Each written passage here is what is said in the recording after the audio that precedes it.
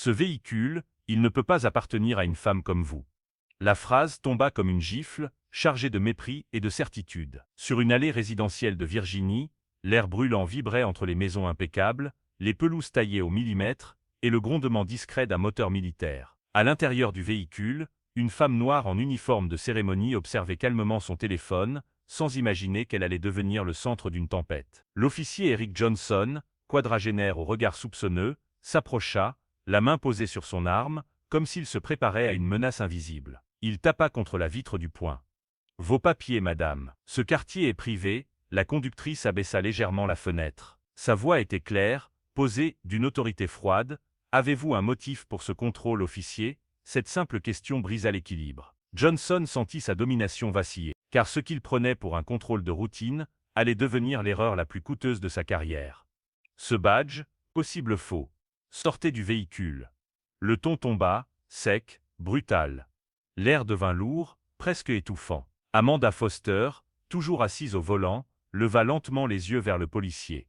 Son uniforme impeccable captait la lumière du soleil sur les galons dorés de son col. Sur sa poitrine, son nom, ses décorations, tout criait légitimité. Pourtant, face à elle, l'officier Johnson voyait autre chose, une femme noire au volant d'un véhicule officiel dans un quartier, où, selon lui, elle n'avait rien à faire. « Officier, dit-elle calmement, je suis général de division Amanda Foster, commandement stratégique. Voici mon identification militaire, niveau de sécurité 4.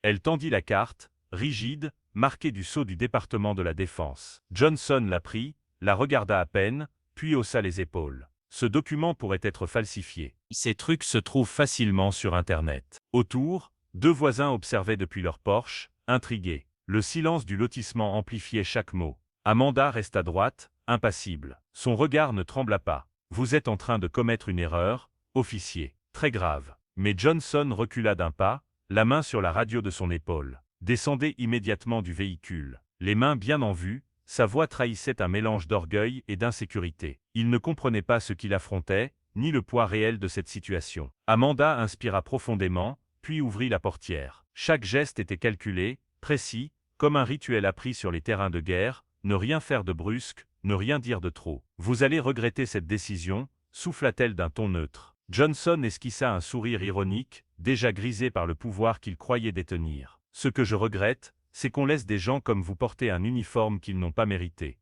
Les cliquetis métalliques des menottes brisèrent le silence du quartier. Le métal froid se referma sur les poignets d'Amanda, symbole inversé d'une autorité piétinée.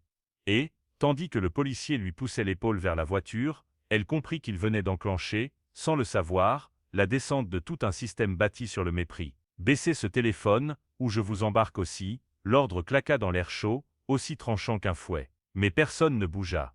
Sur le trottoir d'en face, une femme tenait son portable à deux mains, filmant sans cligner des yeux. À côté d'elle, son mari, la mâchoire crispée, murmurait « Elle porte un uniforme, chérie. Regarde ses insignes. C'est une vraie militaire. » L'officier Johnson, lui, ne voyait rien d'autre qu'une femme noire menottée dans son quartier. L'adrénaline lui battait dans les tempes. Les caméras le mettaient en danger, et il le sentait. Plus il parlait, plus il s'enfonçait. « Vous croyez que ces médailles changent quoi que ce soit? À mes yeux, c'est juste un déguisement, lança-t-il avec un sourire mauvais. Amanda le fixait calmement depuis la banquette arrière de la voiture de patrouille. Ses poignets, serrés par les menottes, reposaient sur ses genoux. Ses yeux, eux, ne quittaient pas Johnson, ni sa posture, ni le tremblement presque imperceptible dans sa main droite. « Officier, dit-elle d'une voix basse et maîtrisée, je vous conseille de choisir vos mots avec soin. » Mais il éclata d'un rire nerveux, un rire qui trahissait la panique. « Vous me menacez, maintenant, vous croyez que votre uniforme va vous sauver? Ici il ne vaut rien. Pas plus que vous. » Un silence choqué s'abattit. Même les oiseaux semblaient s'être tus. La caméra du voisin Zoma sans trembler. Les mots flottaient, lourds, irréversibles. Un adolescent qui filmait de plus loin chuchota « Mec, c'est fini pour lui. » Amanda ne répondit plus. Elle savait, chaque seconde, chaque phrase raciste, chaque rictus arrogant devenait une preuve. Le policier s'essuya le front, inconscient que les enregistrements allaient sortir du quartier avant même qu'il ne rédige son rapport. Ce qu'il croyait être un simple contrôle de routine devenait déjà un procès public en direct, filmé sous le ciel bleu de Virginie. Code de nuit glaciale. Priorité 1. Ces 4 mots suffirent à faire basculer l'atmosphère. Jusque-là, Le policier Johnson dominait la scène, gonflé de certitude et d'arrogance. Mais quand Amanda Foster prononça cette phrase d'une voix calme, presque cérémonielle, tout sembla se figer. Toujours menottée, elle tenait son téléphone entre ses doigts liés, les yeux fixés sur l'horizon. 2 tonalités, puis une voix froide, précise, résonna dans le haut-parleur, commando central, code reçu, priorité inconfirmée. Intervention immédiate autorisée. Confirmez votre position. Secteur résidentiel de Fairfax. Détention illégale. Abus de pouvoir en cours. Le silence qui suivit pesait comme du plomb. Johnson fronça les sourcils. C'est quoi, ça, une mise en scène? Amanda leva enfin les yeux vers lui, impassible. Non, officier, c'est la fin de la vôtre. Un léger souffle de vent fit claquer le pan de son uniforme. De l'autre côté du combiné, la voix militaire ajouta. Équipe Delta en route. Temps d'arrivée estimé, 8 minutes. Johnson blêmit, vous plaisantez? Vous avez appelé, qui exactement? Amanda posa lentement le téléphone sur ses genoux. Ce dont vous croyez le pouvoir réservé à votre couleur. Les témoins, sidérés, filmaient toujours. Le regard du policier, autrefois dominateur, se fissura. Il recula d'un pas, cherchant du soutien dans les yeux des voisins, mais il ne trouva que du jugement. La nuit glaciale venait de tomber sur lui, et dans l'écho lointain des rotors qui approchaient déjà, Johnson comprit que cette femme qu'il avait voulu humilier venait d'activer une autorité bien au-delà de la sienne. Le ciel vibrait avant qu'on ne voie quoi que ce soit. Un grondement lourd, presque irréel, fit trembler les vitres du quartier. Les habitants sortirent sur leurs porches, les portables levés. Un U-60 noir fendait les nuages, ses pales traçant des cercles menaçants au-dessus des toits. Au même moment, 3 SUV fédéraux aux vitres teintées débouchèrent à toute vitesse au bout de la rue. Pas de sirène, pas de gyrophare, seulement la précision mécanique d'une opération déjà décidée ailleurs. Johnson, pétrifié, recula jusqu'à heurter sa propre voiture. Qu'est-ce que c'est que ça? Murmura-t-il, la voix cassée. Les portières claquèrent, des hommes en uniforme sombre sortirent, synchronisés, badge du département de la Défense bien visible. Pas un cri, pas une menace, juste l'autorité froide du réel pouvoir. L'un d'eux, un colonel au tempe argenté, s'approcha de la patrouille. Ses bottes claquaient sur le bitume comme des coups de marteau. Sans dire un mot, il ouvrit la portière arrière. Amanda Foster descendit, droite, les poignets toujours menottés. Le colonel la salua. « Général Foster, nous prenons la main à partir d'ici. » Il fit un signe à un agent derrière lui. En un geste fluide, les menottes tombèrent. Amanda remit sa casquette que le colonel lui tendait, le regard calme mais incandescent. Tout autour, les caméras de téléphone tremblaient, les voisins murmuraient « C'est une générale, mon Dieu !» Johnson tenta encore « Attendez, je ne savais pas. » C'était un malentendu. Le colonel se tourna lentement vers lui. « Non, officier, c'était un abus de pouvoir. » Et il est terminé. 2 agents fédéraux se placèrent de chaque côté de Johnson. La supériorité qu'il croyait détenir venait de s'évaporer, remplacée par la stupeur. Au loin, le U-60 se posa, soulevant la poussière et une vérité, la justice venait d'atterrir. « Officier Eric Johnson, vous êtes suspendu avec effet immédiat. » La voix du colonel résonna, nette, glaciale. Le silence dans la rue était total, seulement troublé par le battement régulier des pales du U-60 qui stationnait plus loin. Un agent fédéral s'approcha, tenant un dossier épais frappé du sceau du département de la Défense. Il ouvrit la première page, et lut d'un ton solennel. Par ordre conjoint du département de la Défense et du Bureau des Affaires internes, le fonctionnaire de police Eric Johnson est suspendu de ses fonctions, sans possibilité d'appel, pour conduite raciste aggravée, arrestation illégale, et atteinte à la dignité d'un officier supérieur en service actif.